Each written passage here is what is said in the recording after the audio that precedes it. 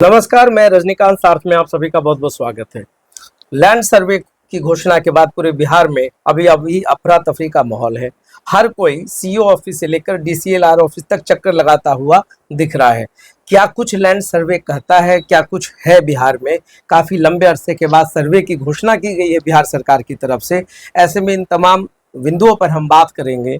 अधिवक्ता हैं, वरिष्ठ पत्रकार हैं अरुण कुमार मयंक जी। तो सबसे पहले सर, आपका हमारे स्टूडियो में स्वागत है।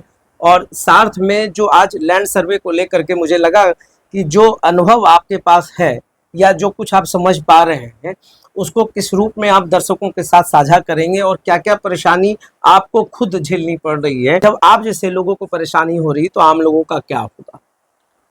सार्थ में बिहार में जो मौजूदा सर्वे चल रहा है, इस सर्वे के बारे में जानने के लिए सार्थ में जो आपने बुलाया रजनीकांत जी, आप उभरते हुए पत्रकार रहे हैं, आपने जो हमको बुलाया इसके लिए हम बहुत बहुत आभारी हैं।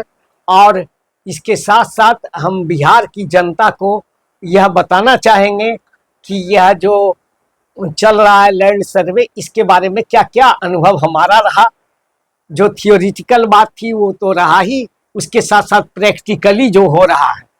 सबसे पहले मैं ये बताना चाहूँगा कि 1908 में जो सर्वे किया गया था, उस समय पूरे देश में ब्रिटिश हुकूमत थी और ब्रिटिश काल में सर्वे किया गया था।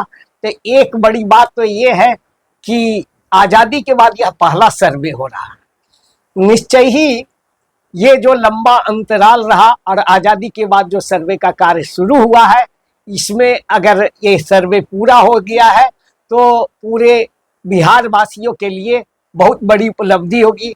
बिहार में जो सरकार के लिए बढ़िया उपलब्धि होगी और इसके लिए हम आभारी हैं यहाँ की सरकार के प्रति कि जो करवा रही है। लेकिन जो जो दिक्कतें सामने आ रही हैं, जो जो अड़चने सामने आ रही हैं, जिस तरीके से लैंड सर्वे का की घोषणा हुई है और उसके बाद जो दौड़ धूप और अफरा तफरी का पूरे बिहार में माहौल है, ये चीज से यह समझ में नहीं आ रहा है कि यह सर्वे कब तक पूरा होगा और होगा भी या नहीं। इसमें संशय की स्थिति बनी हुई है। आपने कहा पहल बहुत बड़ी है, आज़ादी के बाद इतना बड़ा स्टेप लिया गया है, मगर जो बेसिक परेशानी हो रही है जिसमें एक तो भाषा का भी हो रहा है, क्योंकि उस दौर में कैथी भाषा से सबसे ज़्यादा डॉक्यूमेंटेशन होता था। अब कैथी के जानकार नहीं है। खुद जो इसके राजस्व के जो सचिव हैं, उनका कहना है कि अब कैथी भाषा के अलग से ट्रेनिंग दी जा रही है, मगर जो बेसिक या ग्राउंड लेवल पे परेशानी हो रही, सीईओ कार्यालय लोग चक्कर लगा रहे हैं, वहाँ न्याय नहीं मिल पा रहा है, कोई बताने वाला नहीं है, अधिकारी को खुद नहीं पता है कि पूरे लैंड सर्वे में करना क्या है, इसका प्रारूप क्या है। आपका ये सवाल बिल्कुल मौजूद है। ये जो लैंड सर्वे का कार्य शुरू कराया गया है, मेरी समझ अपनी बन रही है कि मैं जो हमारी समझ बनी है 38 वर्षों के पत्रकारिता में और 30 वर्षों से ज़्यादा हमारा वकालत के क्षेत्र में हुआ है, वो अनुभव ये मैं साझा करना चाहता हूँ कि 1908 से लेकर 1947 तक के जो डीड है, जो खतियान है बने हुए, उसमें कैथी भाषा का उपयोग किया गया है। और भी 1947 के पहले तक यहाँ पर उर्दू और फारसी में भी डीड बने हैं। ये सबसे बड़ी अड़चन आ रही है। और 47 के बाद भी हाल तक कैथी में लिखे गए हैं। ये आज़ाद भारत में भी कैथी में ही डीड बनाने की प्रथा रही है। सेल डीड बना है जितना, उसमें मैक्सिमम कैथी में बना हुआ है और कैथी जानने वाले अब लोग रह नहीं गए। तो पहला अड़चन तो ये आ रहा है कि यहाँ के जनता को तो छोड़िए, पब्लिक की बात तो छोड़ दीजिए, यहाँ के अधिकारी को ही वह डीड पढ़ने की कोई जानकारी नहीं है। अब ये लोग ट्रेनिंग की बात कर रहे हैं और कह रहे हैं कि कैथी, तो कैथी की जो ट्रेनिंग देने वाले लोग हैं वो अब बचे ही नहीं, और बच भी गए हैं तो विभिन्न जिलों में इक्के दुक्के 3, 4, 5, 10 लोग से ज़्यादा अब नहीं है जो पूरी तरह जानकार है। और उनसे सीखे हुए लोग जो है वो थोड़ी बहुत जानकारी रखते हैं। मतलब कहने का पूरे जिले में हम देखें 38 जिले हैं बिहार में, तो हम समझते हैं कि पूरे 38 जिले में भी हम समझते हैं कि 200-300 से ज़्यादा लोग अभी नहीं है जो कैथी के एक्सपर्ट जाने जाते हैं और जो उसका अनुवाद कर दें या लोगों को ट्रेनिंग दे दें। एक टीस आई थी अरुण कुमार मयंक जी, आपकी ही टीस थी अखबारों में कि आप बहुत परेशान रहे सीओ कार्यालय से, 1 डिसमिल जो है उसको घटा दिया गया, ये क्या पूरा मामला है? हाँ, ये भी मेरा मामला रहा है। व्यक्तिगत तौर पर मैं परेशान हूँ। व्यक्तिगत तौर पर इसलिए परेशान हूँ कि 38 वर्षों की लंबी अवधि तक पत्रकारिता किया मैंने, विभिन्न अखबारों में मैंने काम किया है। इसका एक लाभ तो मिला था कि लोग जानते ही है। इसके अलावा लगातार 34 वर्षों से वकालत के पेशे में रहा हूँ, इसके लिए भी कानूनी जानकारी भी है। तो ये हुआ कि मेरे साथ जो लैंड था, मेरी दादी ने आज़ादी के समय में खरीदा था, इंदिरावती देवी ने, और उन्होंने लैंड में जो खरीदा था वो 16.25 डिसमिल लैंड खरीदा और वो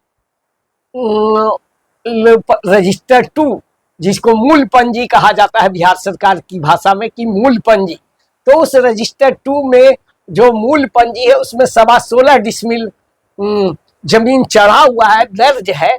लेकिन जब ऑनलाइन हमने चेक किया तो उसमें हमारा जमीन ऑनलाइन में 15 डिसमिल जमीन दर्ज दिखा। तो मैंने उसके बाद जानकारी लेना शुरू किया। जानकारी लेने के बाद मैं सीओ के यहाँ मिला, कर्मचारी से मिला। इन दोनों ने कहा कि परिमार्जन कर दें। परिमार्जन मैंने किया, 20 फरवरी 2024 को मैंने परिमार्जन किया। उस परिमार्जन के अनुसार वो मेरी जमीन को 65 दिनों के अंदर 65 से 75 दिनों के अंदर जो परंपरा रही है बिहार सरकार की और जो ट्रेडिशन है उसका हल हो जाना था। लेकिन जब 75 दिनों के बाद भी नहीं कोई हल निकला तो मैंने फिर 6 अप्रैल को एक लिखित पटिशन शिकायतनामा दिया कि अभी तक कोई कार्रवाई नहीं की गई है। जब वो मैंने पटिशन दिया तो राजस्व कर्मचारी जो यहाँ का स्थानीय था उसने एक प्रतिवेदन, उस पटिशन देने के बाद जांच प्रतिवेदन दिया। उसने लिखा कि आपकी जमीन भूल बस घटा दी गई है, उसके प्रतिवेदन में अंकित है और ये 1 डिसमिल जमीन को जोड़ा जा सकता है, मगर वो जुड़ा नहीं। लेकिन सीओ ने जोड़ा नहीं। मतलब ये सीओ की लापरवाही? बिल्कुल बिहार शरीफ के सीओ की लापरवाही है। और इस क्रम में जो मैंने सीओ ऑफिस का चक्कर काटा तो न डेरे में मिलते हैं सीओ न ऑफिस में। मतलब उसके बाद आपको पता चला कि आम आदमी कितना परेशान रह रहा होगा। तब मेरे जैसे पत्रकार और वकील को इतना चक्कर काटना पड़ा सीओ से मुलाकात करने के लिए, हमको जो मशक्कत करनी पड़ी। मगर अरुण कुमार मयंक जी, बात ही है ना कि ये प्रेफरेंस सिर्फ वकील या पत्रकार होने के नाते मिलना चाहिए कि आम आदमी के लिए भी सरलता होनी चाहिए? ये आम आदमी के लिए ही होना चाहिए। मेरे कहने का अर्थ ये है कि मेरे जैसे जान पहचान वाले इंसान का, जिनको सब लोग जानते थे। अच्छा, एक आप पूरे बिहार में देखिए, अभी सबसे ज्यादा हत्या का दौर चल रहा है और हत्याओं का मूल कारण जो बताया जा रहा है वो जमीन से संबंधित बताया जा रहा है।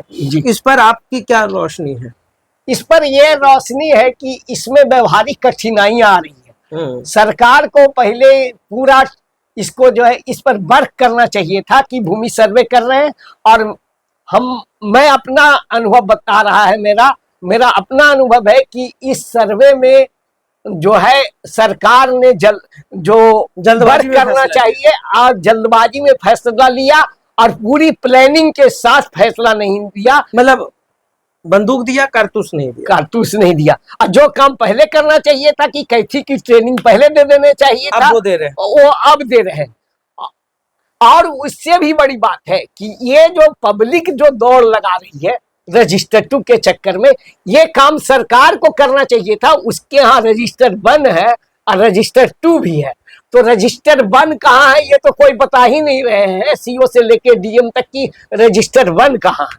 मेरे कहने का मतलब यह है कि जब जमींदारी उन्मूलन हुआ था और जमींदारी खत्म की गई थी, उस समय जो रजिस्टर 1 बना और जमींदारों ने रिटर्न फाइल किया, उसी के आधार पर रैयतों को जमीन मिली है। और रैयतों को जो जमीन मिली तो इसका रिकॉर्ड सरकार के पास है होना यह चाहिए था कि इस रजिस्टर 1 को पब्लिश करती सरकार, अखबारों में गजट करती, और उसको देख करके पब्लिक को पता चलता कि वहाँ रजिस्टर 1 में मेरी जमीन कहाँ है, और वो अपने पेपर जुटाते और उससे मिलाते। बिल्कुल सही। लेकिन उल्टा ये हो रहा है कि न रजिस्टर 1 पब्लिश किया गया, न रजिस्टर 2 पंजी 2 पब्लिश किया गया है, और पब्लिक को अंधी दौड़ लगानी पड़ रही है। एक मयंक जी, सबसे बड़ा जो कारण आपने देखा होगा कि एक तो बदलाइन वाला जो परेशानी है, लोग समझ नहीं पा रहे हैं क्या करें, बहुत पहले का दिया हुआ है, अब कहाँ कहाँ वो अपना पूरा खतियान खोजते हुए दिखेंगे। दूसरा जो बेसिक है कि अब आपको अपनी फुआ से या आपके घर की कोई जो बेटियां हैं, जो लोग हैं, उनकी दावेदारी ना हो, उसके लिए एनओसी चाहिए। तीसरा जो सबसे बड़ा बेसिक परेशानी है कि किसी का खिसरा कहीं और है, खतियान कहीं और दिया गया, जमीन कहीं और है, अंकित कहीं और है, दर्ज कहीं और है। तो क्या ये जो चलता रहा है इतने सालों से, या इसलिए चलता रहा कि किसी को नहीं लगा कि भविष्य में सर्वे होगा? इतनी बड़ी लापरवाही। तो ये 3 प्रश्न हैं हमारे, इसको आप किस तरीके से देखते हैं? अब इसमें एक बात समझना होगा, यह जो सर्वे है यह 11-12 दशक पुराना है, और उस सर्वे के बाद व्यवहार में जो होते आ रहा था उसको सरकार ने इस सर्वे में बिल्कुल नजरअंदाज किया है। खतियान ही को मूल बनाकर अधिकारी मिसअंडरस्टैंडिंग कायम कर रहे हैं पब्लिक के बीच में।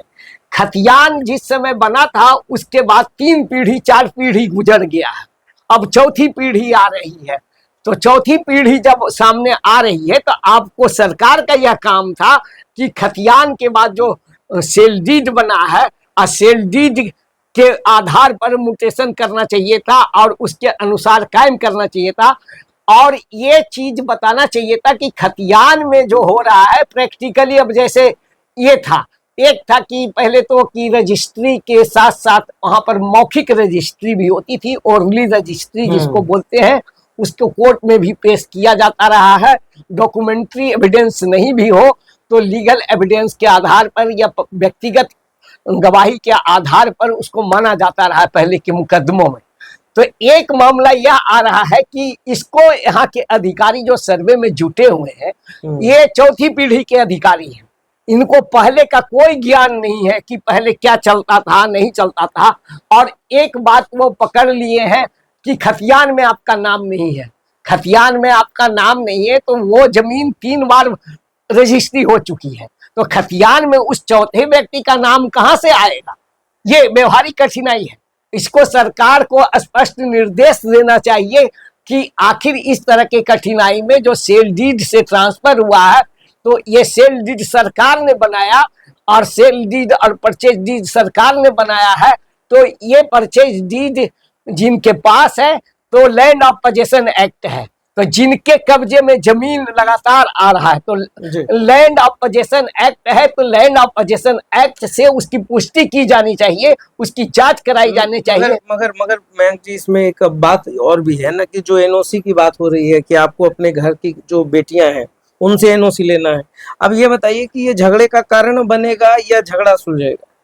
ये झगड़ा बढ़ेगा ही, इसलिए कि जिस समय ये सारा मामला आया था उस समय ये बेटियों को हमारे हिंदू लॉ में जो था उसमें बराबर की हिस्सेदारी नहीं थी, मगर अब तो दिया ना सुप्रीम अब कोर्ट ने, दिया सुप्रीम कोर्ट ने। तो ये एनओसी उस समय से लेना चाहिए मेरी समझ से कि जिस समय से यह एक्ट लागू हुआ। इस एक्ट के पहले जो ये बात उठ रही है कि एनओसी लिया जाए, उसका हिस्सा नहीं होता है, तो ये बिल्कुल बेबुनियाद और झगड़ा फैलाने वाला है। हर घर में जो रिलेशन है 30 बरस 40 बरस से जिनसे अच्छा है उसमें तलखियां आ रही है और बिना वजह तनाव पैदा हो रहा है, अब व्यवहारिक कठिनाइयां हो रही है। मगर आप बेटियों का हिस्सा खा तो नहीं सकते ना? बेटियों का हिस्सा खा नहीं सकते, लेकिन अधिकार तो उनका है ना। मैं अब वो कोई कैलिफोर्निया में किसी की बेटी है, किसी की बहन है, तो मगर धर्मियत, अगर धर्म की बात की जाए, अगर इंसानियत की बात की जाए, तो उसका हिस्सा तो बनता ही है। हिस्सा बनता है, लेकिन उसकी सहमति से ना। ये सरकार की कोई जो एनओसी पॉलिसी है इसमें चेंज करना होगा ना इनको। एनओसी पॉलिसी में, इसी पॉलिसी के तहत तो नहीं चलेगा ना। अब कैलिफोर्निया से हम एनओसी कैसे ले सकते हैं जबकि उसको लोकल कोर्ट से लेना है। अब लोकल कोर्ट से वो किसी की बेटी कैलिफोर्निया में है, किसी की बहन वाशिंगटन में है, किसी का माउंट आबू में है, तो इसमें कैसे आकर के देगा इतने कम समय। मतलब पूरी व्यावहारिकता को अगर देखा जाए तो काफी परेशानी हो रही है लैंड सर्वे में। और अरुण कुमार मयंक जी ने अपने पूरे अनुभव को साझा किया और मुझे लगता है कि बहुत कुछ स्पष्ट हो चुका है आपके माध्यम से और चीजें सामने आ रही हैं। तो सरकार से और प्रशासन से मेरा निवेदन होगा सार्थ के माध्यम से कि इन तमाम चीजों पर गौर किया जाए, इस पे स्पष्ट किया जाए ताकि ये जो परेशानी है उस परेशानी का हल निकले। तो हमसे बात करने के लिए आपका बहुत बहुत धन्यवाद। बहुत बहुत धन्यवाद।